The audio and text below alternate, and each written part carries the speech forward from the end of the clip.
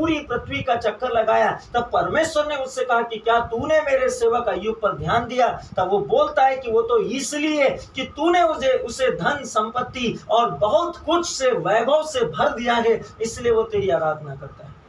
यदि तू उससे ये सब चीज छीन ले तो वो निश्चय तेरे मुंह पर तेरी निंदा करेगा। परमेश्वर ने कहा ठीक है, उसकी संपत्ति, उसकी वस्तुओं पर तेरा अधिकार, लेकिन तू उसके शरीर और जान की हानि न उठाना।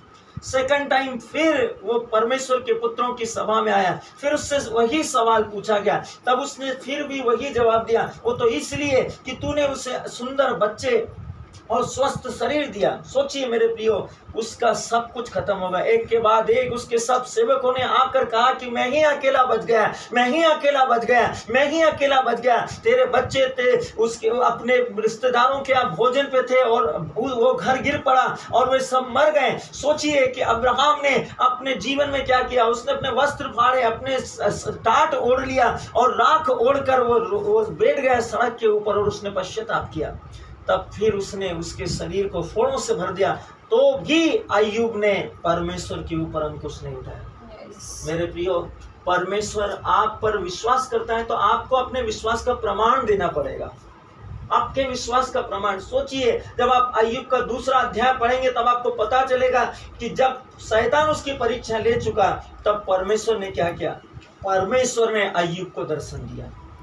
ऐसा नहीं है कि परमेश्वर ने अय्यूब को त्याग दिया और अय्यूब उस बीमारी में मर गया। नहीं नहीं नहीं मेरे प्रियो, अय्यूब स्वस्थ हो गया और अय्यूब और अधिक, पहले से अधिक अमीर और उस विश्व का सबसे अमीर व्यक्ति बन गया और परमेश्वर ने उसे फिर से उसी प्रकार से जिसमें वो था उस महिमा में फिर से भर दिया।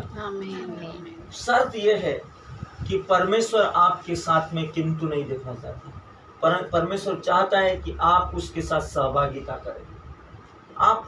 आप ये नहीं बोले कि मेरे से नहीं बन पाएगा, मैं नहीं कर पाऊंगा, ये मेरे बस की बात नहीं, ये तो सिर्फ अभिषिक्तों का काम है। नहीं नहीं नहीं मेरे प्रियो, क्या आपने नहीं सुना? परमेश्वर ने कहा मैंने तुम्हें राजा, तुम्हें नबी, तुम्हें पुरोहित, तुम्हें याजक, तुम्हें राष्ट्रों की ज्योति और परमेश्वर की पवित्र प्रजा बनाया है। आपका बपतिस्मा क्यों हुआ है? आपके लिए जो यीशु के लिए भविष्यवाणी हुई थी, यह मेरा प्रिय पुत्र है, इस पर मैं अत्यंत प्रसन्न हूँ, और पवित्र आत्मा उतरा और कहा गया इसकी सुनो, वही आपके लिए भी हुआ है जब आपने बपतिस्मा लिया, जब आपने विश्वास किया। तो सोचिए, प्रकृति को, सृष्टि को, हर चीज को कहा गया है इसकी सुनो, वो आपकी सुनेगी, लेकिन आपको पवित्र आत्मा के साथ रहना है सहभागिता में। तब चीजें आपको उत्तर देगी, हर एक वस्तु आपको उत्तर देगी। ऐसा नहीं हो सकता कि आप प्रार्थना के समय धार्मिक बने और बाद में अपने पड़ोसी की चुगलियां खाएं। नहीं नहीं नहीं, ऐसा भी नहीं हो सकता कि जब आप अपने स्टाफ में काम करते हैं तो आप वहां आलस्य का जीवन जिए। नहीं नहीं नहीं मेरे प्रियो, ऐसा भी नहीं हो सकता कि आपका मन कठोरता से या गुस्से से भरा हो। नहीं मेरे प्रियो, आप पवित्र समाज हैं, याजकों का धर्म समाज है, आप पवित्र प्रजा है, परमेश्वर के चुने हुए पवित्र लोग हैं। परमेश्वर ने इस विश्व की अंधकार की शक्तियों के विरुद्ध में आपके लिए घोषणा की है, यह मेरा बेटा, ये मेरी बेटी है, इस पर मैं प्रसन्न हूँ, जो कुछ ये कहे इसकी सुनो। सोचिए, तो आपको परमेश्वर के पुत्रों की महिमा में रहना है, निरंतर परमेश्वर के पुत्रों की महिमा में।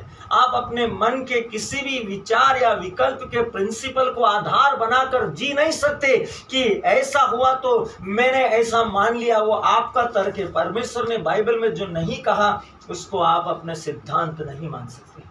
आपके सिद्धांत सिर्फ बाइबल है, वही आपका दृष्टिकोण है, उसी पर देखिए, उसी पर आंखें लगाइए। अपने स्वामी की ओर अपनी आंखें लगाइए, उसकी आंखों की ओर आंखें लगाते रहिए, देखिए कि वो आपसे क्या बोलता है। तब आप अपने जीवन में प्रतिफल पाएंगे, उद्धार पाएंगे। ये कठिन नहीं है मेरे प्रियो, बिल्कुल भी कठिन नहीं है। आप एक धर्मी जीवन, विश्वासी जीवन, आत्मिक जीवन जी सकते हैं।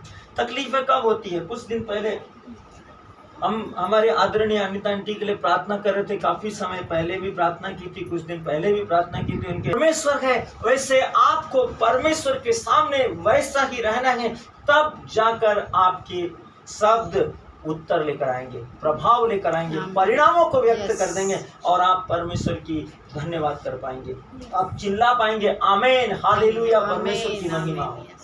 आपके आमीन ऊंचे हो जाएंगे, आपकी स्तुतियां ऊंची हो जाएगी, आपकी प्रशंसाएं ऊंची हो जाएगी। आज जो अपने मुंह में बोलते हैं आमीन, हालेलुया, आप चिल्लाकर बोलेंगे महिमा परमेश्वर के पवित्र नाम की महिमा। क्यों? क्योंकि आपने उसे चख लिया है और उसका स्वाद आपके मुंह में आ गया है। बहुत अद्भुत है मेरे प्रियो, बहुत अद्भुत है। और हम एक गवाह हो जाते हैं विश्व के सामने।